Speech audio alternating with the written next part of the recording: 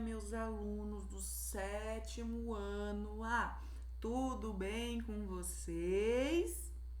Belezinha? Que bom, a professora espera que esteja tudo bem com vocês, né? Espero que vocês estejam morrendo de saudades da professora, certo?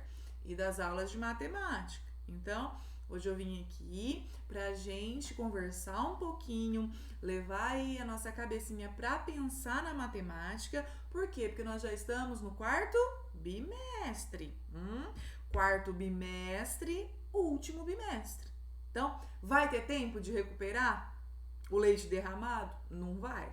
Então, presta atenção. Quem no 3º bimestre deixou as atividades acumularem, não realizou todas as atividades, levou na brincadeira, vocês tiveram uma semaninha para colocar em ordem. Mas agora no 4º bimestre, ó, não teremos, tá? Esse é o último bimestre e remoto.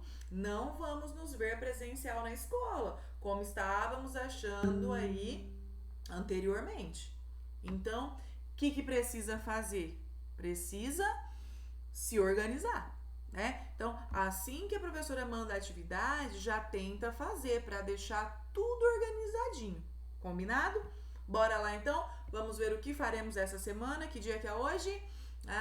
Hoje é dia 28, hoje é quarta-feira. Estou enviando as atividades hoje e eu recebo até quarta-feira da semana que vem, que é dia 4/11, 4 de novembro. Já estaremos em novembro, hein? O tempo está passando rapidinho. Então, prestem atenção aqui no roteiro. Olha só, a professora colocou que nós temos 5 aulas, né? Deixa eu pegar aqui um pincelzinho para escrever com vocês. Então, por que nós temos 5 aulas se na semana a gente tem 6 aulas? Porque essa semana é um pouquinho diferente, né? Essa semana, pessoal, nós teremos 2 dias sem aulas, né? Então, olha só. Aqui a professora colocou observação. Dia 30/10, que é... Quando que é 30/10? Sexta-feira. E quando que é 2/11? Segunda-feira. Então, nós teremos um feriadinho prolongado aí. Não teremos aula nem sexta, nem sábado, nem domingo, nem segunda. 4 dias sem aula. Tá? Então, nesses 4 dias é dias de descanso. A professora também precisa descansar. Então, não irei recebê-los nem atendê-los nestes 4 dias. Sábado e domingo a gente não trabalha, sexta e segunda não tem aula, tá? Então, ó, lembra disso. As atividades que eu estou colocando, eu já tirei a sexta-feira e a segunda. Tá? Então, sexta e segunda não é dia de estudar, nem a professora trabalhar, nem vocês aí, combinado? Então, vamos se organizar. O que nós vamos ver esta semana? Vamos voltar lá no roteiro de estudos. Então, olha,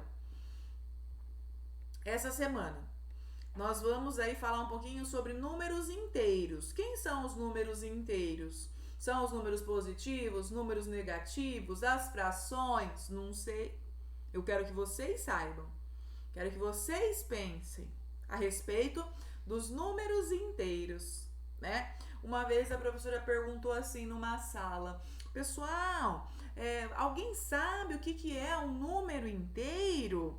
E aí um aluno levantou a mão e a professora, toda animada, achando que ele estava, né, falando sério, ele me diz: professora, eu sei, número inteiro é aquele número que não é picado, ele não é um pedaço, ele é um número inteiro.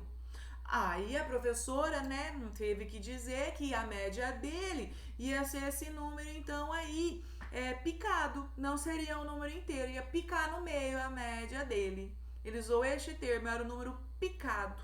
Então, pessoal, será que é isso? Será então que o número inteiro é um número que não é metade? Então eu vou escrever lá. Tem uma prova, eu coloco número inteiro é aquele número que não é metade. Tirei 10. Será que eu tirei 10? Bom, vamos ver isso. Vocês vão pensar nisso, de acordo com as questõezinhas que a professora colocou aqui, tá bom? Então, é isso que nós vamos tratar essa semana, números inteiros.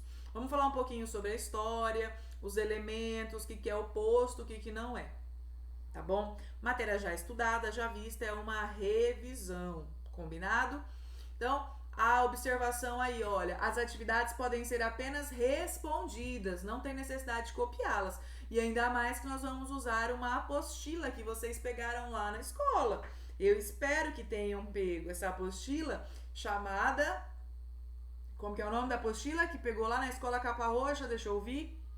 Ah, ouvi. 2 alunos falaram, né? Aprender sempre, volume 3, Capa Roxa. Ah, essa aí mesmo. Por isso que a professora colocou no grupo, semana passada, um alerta para ir buscar, porque a gente vai usar, né? Então já vai estar com a apostila, não precisa copiar, vai só responder, tira a foto e manda para a professora. Quem não foi buscar a apostila tem que buscar a apostila, porque senão não faz a lição, não é? Vai ficar sem nota, tá bom? Então, olha só, prestem atenção, pessoal. Essa é a primeira atividade do 4º bimestre, então não vamos acumular as tarefas, tá? Então, simbora, que a hora tá passando. O que nós vamos fazer, então? Nós vamos usar o que mesmo? Ah, professora, vamos usar a apostila do Aprender Sempre, volume 3, Capa Roxa, que eu peguei lá na escola, não é isso? Nós vamos fazer apenas a atividade 1. Vou responder as questões de 1 a 6. Então, a gente tem 6 questõezinhas apenas para responder esta semana, tá? Então, 6 questõezinhas. Aí eu tenho os recursos, período de atendimento, outra observação. Olha o período de atendimento. A professora não diz para vocês que está disponível todos os dias, das 8 da manhã às 3 horas da tarde, não é isso que eu falo? Mas o que acontece? Sexta-feira e segunda-feira eu estarei nesse horário disponível? Não. Por quê? Porque sexta e segunda eu não trabalho, não tem aula. Então a gente também precisa separar aí o nosso tempo de escola com o dia de descanso, tá bom? Então, sexta e segunda a professora não atende vocês, tá? Mas, professora, vamos fazer a atividade? Vamos! Eu vou mostrar para vocês onde que nós vamos fazer e quais são as atividades. Então, vai lá, pega a sua apostilinha roxa de matemática, volume 3, tá? Que eu vou pegar a minha aqui. Então, olha, peguei a minha. Então, essa é a da professora que tá aqui bonitinha. Olha só a capinha. É essa que nós vamos usar. Tá escrito o que aí na apostilinha? Aprender sempre, 7º ano, matemática, não é? Só temos de matemática e português. Então, nós vamos abrir. Aí tá falando, caro estudante, lá, vocês leiam. Aí eu tenho a primeira página. Nós vamos aqui, olha, vocês abram a de vocês junto comigo aí na página 3, tudo bem? Então, página 3 é a página que nós vamos aí utilizar. Deixa a professora pegar mais uma caneta aqui para escrever com vocês. Vamos pegar um vermelhinho aqui pra gente escrever, se for necessário. Então, olha, página 3, então, novamente, lembrando, olha lá, que página que eu vou? Ah, na página 3. Tá dizendo o quê? Qual que é o tema da aula da semana?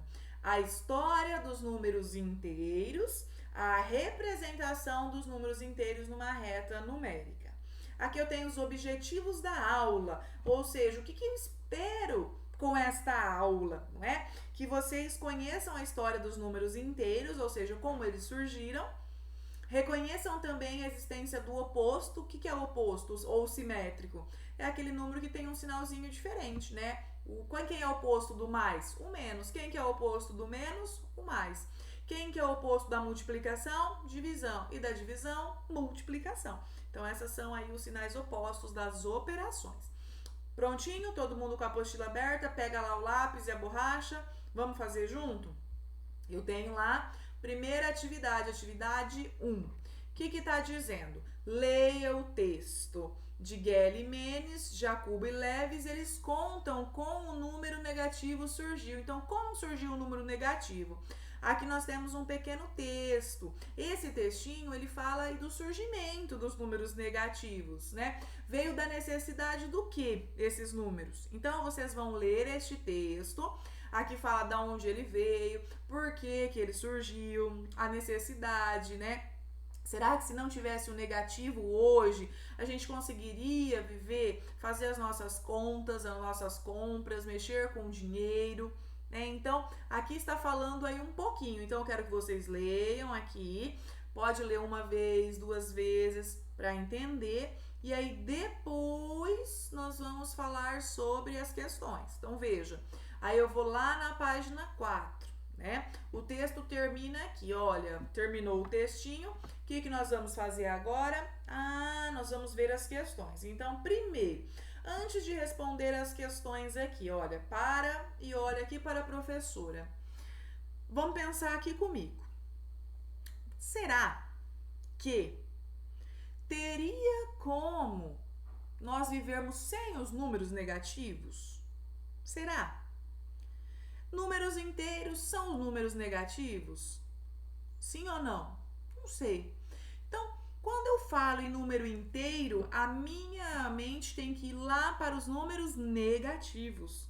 Conjunto dos números inteiros é o conjunto dos números negativos. Então, ao longo da nossa história, né, na escola, nós vamos conhecendo todos os conjuntos numéricos que existem. E aí eu vou lembrar vocês, quem é o primeiro conjunto que surgiu e que a gente já estudou? O conjunto dos números naturais. Quem é esse conjunto dos naturais? Todos os números inteiros a partir do zero. Então, 0, 1, 2, 3, 4, 5 e assim por diante. Quem é o segundo conjunto que surgiu? O conjunto dos números inteiros. E quem são os números inteiros? Todos os números negativos a partir do zero. 0, menos 1, menos 2, menos 3, menos 4 e assim por diante. Depois surgiu um conjunto dos números chamados de racionais. Quem é o conjunto do racional? São o quê? As frações e os números com vírgula, também chamados de decimais. Então, depois do natural veio o inteiro, depois do inteiro veio o racional. Depois do racional vieram quem? Os reais, que é o conjunto de todos os números. Mas nós temos um conjunto que nós vamos estudar lá mais à frente, que é chamado de irracional. E esse conjunto irracional, ele é uma generalização do racional. Ele fica num cantinho isolado, tá? Então, em um desenho, a gente consegue visualizar isso. Mas mais pra frente eu vou explicar. Por enquanto, é necessário que vocês tenham na cabecinha de vocês aí bem claro a diferença de um conjunto natural para um conjunto inteiro para um conjunto racional. Então, natural é só positivo a partir do zero, inteiro é só negativo a partir do zero e racional são as frações e os números com vírgula, tá claro? Esses três conjuntos, ó, na cabeça, combinado? Então, vamos agora para as questões. Voltando aqui, agora que você conhece um pouco da história do surgimento dos números inteiros, vamos responder as questões. Questão 1. Você já ouviu falar em números menores que zero? Quais? Algum dia na vida de vocês já ouviram falar em números menores do que o zero? Onde? E quais são esses números que vocês ouviram? Em que lugar vocês ouviram? Por exemplo, eu vou medir a altura da minha mãe. Peguei lá uma fita métrica, medi a altura da minha mãe, deu menos 1,5 metro. A altura da minha mãe, ela pode ser menos 1,5 metro? Eu posso ter uma altura negativa? Eu fui daqui a Presidente Prudente, coloquei lá no meu carro para medir a quilometragem. Deu 35 quilômetros. Mas é positivo ou negativo esses 35 quilômetros? Eu posso ter mais 35 quilômetros ou eu posso ter menos 35 quilômetros? O menos é o conjunto inteiro. O mais é o conjunto natural. E eu estou medindo o quê? Uma distância. Será que eu posso ter distância negativa? Então, veja, será que eu posso usar para medir a altura, para medir comprimentos, distâncias, idade das pessoas? Eu posso usar esse conjunto dos números inteiros, que são os números negativos? Sim ou não? Pensa. Podemos usar, então, números negativos para medir altura, comprimento, distância, idade? Se não, por que não posso usar? Tem como eu falar, olha pessoal, a idade da professora é menos 34 anos, ou é 34 anos negativo. Posso falar isso? Agora eu posso falar assim, olha, o fulano lá, ele tá devendo R$ 34 para a professora. Ele me deve R$ 34, ou seja, menos 34. Você percebe que são situações diferentes, né? Eu posso dizer assim, fiz uma compra lá no mercado e essa compra ficou em R$ 20. Eu dei R$ 10 para pagar a minha compra e ainda fiquei devendo 10. Como que eu represento essa dívida de R$ 10? Com um tracinho antes do meu número, eu coloco menos 10? Será? Posso usar então esse menos aí para indicar uma dívida? Posso. A dívida pode ser usado negativo. Então, o negativo está sendo colocado para indicar o que falta. E o positivo, o que eu tenho. Então, tudo que eu tenho, eu coloco o sinalzinho de mais, que é o positivo. Tudo que falta, eu coloco o sinalzinho de menos, que é o negativo. Então, veja, tem situações do dia que eu posso usar o negativo. Mas tem situações que eu não posso usar. Eu não posso dizer que a minha altura é menos 1,60 m. Mas eu posso dizer que eu estou devendo R$1,60 para o meu amigo. Então, veja a diferença aqui. Um sinal positivo para um negativo muda todo o sentido aí da nossa conta, do nosso número, do nosso entendimento. Por isso que a matemática ela é detalhista. São os detalhes que fazem toda essa diferença. Então, tenho que ler com calma o exercício, pensar para interpretar, para depois eu chegar numa conclusão. Não é eu pegar lá minha canetinha e automático lá respondendo, fazendo continha, sem saber. Primeiro eu tenho que entender o que acontece, trazer para minha realidade, para o meu dia a dia, onde eu vou usar esse número inteiro, para depois eu aplicar ele na prática, combinado então? Então vamos pensar mais antes de executar o exercício? Simbora? Então a questão 1, ótimo. Vamos para 2. Em sua opinião, os números inteiros, positivos e negativos, estão presentes no seu cotidiano? Onde? Em que situação? Pera, os números inteiros eles são positivos e negativos, pessoal? Tá.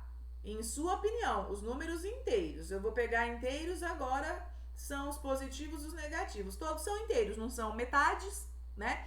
Menos 1, mais 1, menos 10, mais 10. Então, aqui. Em sua opinião, esses números inteiros, vamos pensar nos negativos aqui nesse caso, tá bom? Os negativos, eles estão presentes aí no seu cotidiano? Você acha que sim? Onde? Em que situações que vocês usam esses números inteiros? Tá bom? Então, cuidado. A primeira questão é se você já ouviu falar em números menores que zero. E quais são esses números que você conhece? A segunda é onde que podem ser usados. Se eles estão presentes aí no seu cotidiano e onde você pode usar, em que situação, tá bom? Aí nós vamos aqui para a quarta. Qual é a importância de usar os sinais mais e menos para determinar os valores dos números? Por que eu ponho o sinal de mais e de menos no número? Faz diferença isso?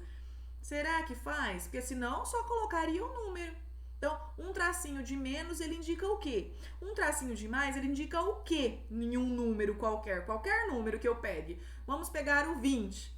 Se eu coloco um tracinho, menos 20. Se eu coloco o positivo, mais 20. Então, o sinal de menos, menos 20. O de mais, mais 20. Mas muda alguma coisa? Muda. E muda o quê? Então, pensa comigo um pouquinho. Se eu pego lá, vamos pensar numa régua, ou vamos pegar essa caneta aqui, ó. Olhem para esta caneta. Vocês vejam, faz de conta que aqui eu tenho o número mais 10. E aqui eu tenho nessa outra ponta o número menos 10. Então, olha, mais 10 numa ponta, menos 10 na outra ponta.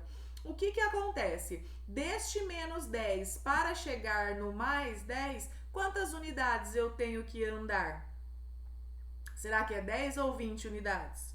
De novo, estou no menos 10, quero chegar aqui no mais 10. Esse trajeto todo eu vou andar quanto? Então, aqui é menos 10 e aqui é mais 10. Do menos 10 eu venho menos 9, menos 8, menos 7, menos 6, menos 5, menos 4, menos 3, menos 2, menos 1. Cheguei aonde? No zero. Do zero, agora eu tenho positivo. 1, 2, 3, 4, 5, 6, 7, 8, 9, 10. Então, eu saí do menos 10 para chegar no mais 10. Andei quantas unidades aqui nessa minha caneta? 20 unidades. Do menos 10 para o zero, andei 10. Do zero para o mais 10, andei 10. 10 mais 10, 20. Então, veja que interessante.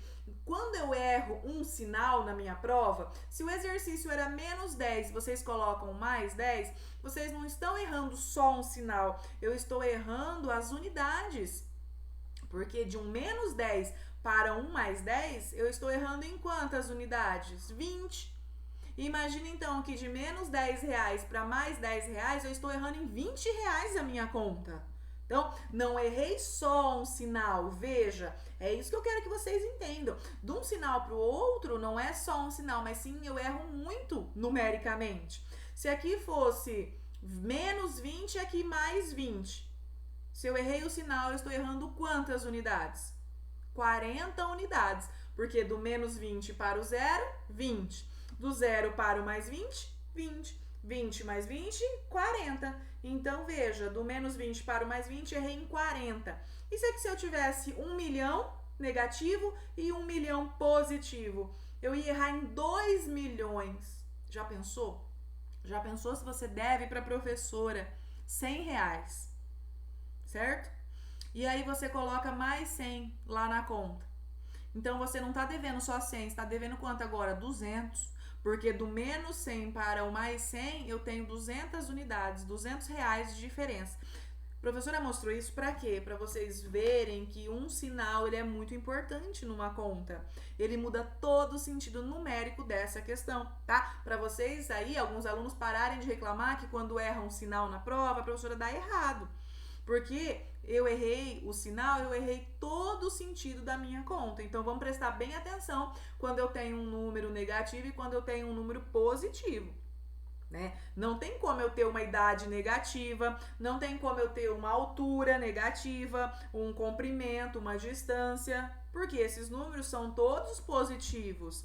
Agora, se eu vou pegar lá e fazer um buraco na terra, pode ser negativo? Pode. Eu vou cavar menos 5 metros. Aí sim, porque eu estou cavando para dentro da terra. Estou descendo abaixo da minha linha 5 metros. Agora, se eu vou medir a altura de uma árvore, tem como essa árvore dar menos 5 metros? Não, porque ela é positiva. Então, veja, são essas coisas que a gente, às vezes, no dia a dia, na correria, a gente não pensa, a gente já vai executando sem saber o porquê do símbolo, tá? Então, aqui é pra gente pensar nesse porquê. Vamos para a próxima questão aí, penúltima questão. Questãozinha 5. Você já viu um extrato bancário, que é aquele papelzinho que a gente tira lá no caixa eletrônico, no banco, né? Eu coloco o cartão, faço lá a minha senha, e aí se eu quero saber o meu dinheiro, eu tiro um extrato. Lá aparece o saldo, aparece o que eu tenho, o que eu não tenho, a dívida, o dinheiro que eu tenho. Vocês já viram um extrato bancário? Como aparece o saldo? Será que quando eu tenho dinheiro, aparece um sinalzinho de mais?